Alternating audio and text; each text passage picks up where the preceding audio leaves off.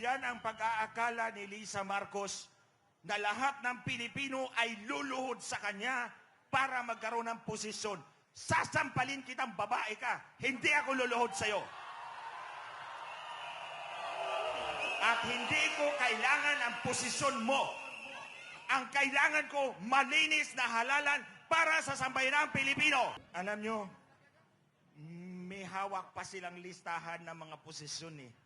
Sinabi ko, hindi ko titingnan yan. Suli mo yan doon sa amo ninyo. Tapos nagtanong sila, ano bang gusto mo? Sabi ko, ito lang. Ilaglag nyo si Smartmatic publicly. Tapos i-disqualify niyo, i-blacklist ninyo.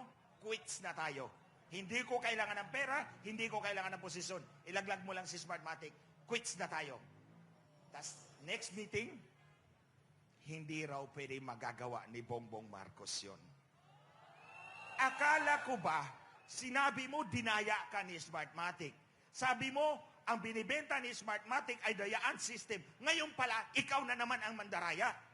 Sinungaling! Sinungaling!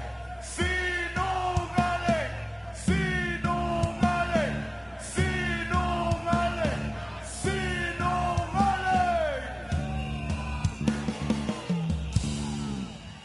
Ano si Marcos at ang asawa? Saksakan ng kasinungalingan yan. Alam nyo, sinabi ko sa kanila, malinis ako, maayos akong pumasok sa inyo at tumulong. Kakalas ako sa inyo na malinaw ang pinag-uusapan natin. Ito, lalabas ko to. Nag-meeting kayo ng may-ari ng Smartmatic. Huwag nyo lang pakialaman ang kaso ni Richard Santillan, yung personal aid ko. Kung hindi, ilalabas ko pa. Mas matinding bomba laban kay Lisa Marcos. Pag sumabog to, hindi na niya makikita yung mukha niya. Ilabas na yan! Ilabas na yan! Ilabas na yan! Ilabas na yan! Ilabas na yan! Okay, bigyan ko kayo ng clue. Alam nyo, mga kababayan, na-promise ko yan sa kanila. So kahit pa ang pangako ko ay binigay ko sa demonyo, tutuparin ko yung pangako ko. Hindi dahil demonyo siya, dahil ako to. Pinangako ko yan, paninindigan ko yan.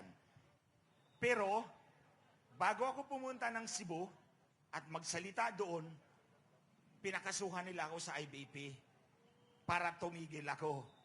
Ang sabi ko kay Lisa Marcos doon sa Cebu, inunahan mo na ako. So, bigyan ko kayo ng clue. Itong babaeng ito, ang nagmamanipula ng kanyang asawa na maluklok talaga sa Malacanang. Hindi lang ang election system ng Smartmatic ang minanipula, pati institusyon ng gobyerno sa panahon na nagprotesta sila. Hindi nila ako pwedeng questionin dahil I am at the center of it all.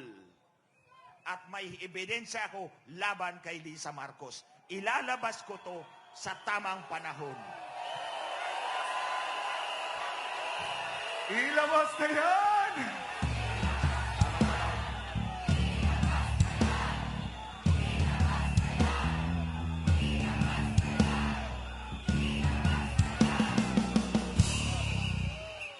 Okay, sige, continue. Mga kababayan, ito nga aking mga pinagsasabi rito, ha? Hindi ito galing lang sa bunganga ko. Nag-execute na ako ng sinumpaang salaysay.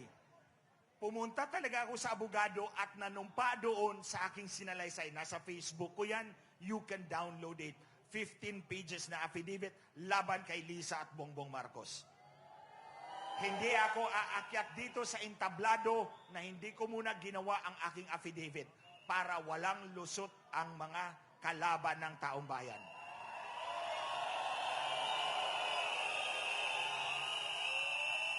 So ito, ano bang nakikita ninyo na magkaparehong aspeto ng buhay ko sa ilalim ng paninilbihan sa mga Marcos na to at sa kalagayan ni Pastor Kibuloy, ni SMNI, ni Maharlika, ni Attorney Trixie Cruz. Sino pa bang iba? Marami pa. Di ba? Marami pa. Si Pebbles. Oh. Anong sitwasyon na magkapareho kami?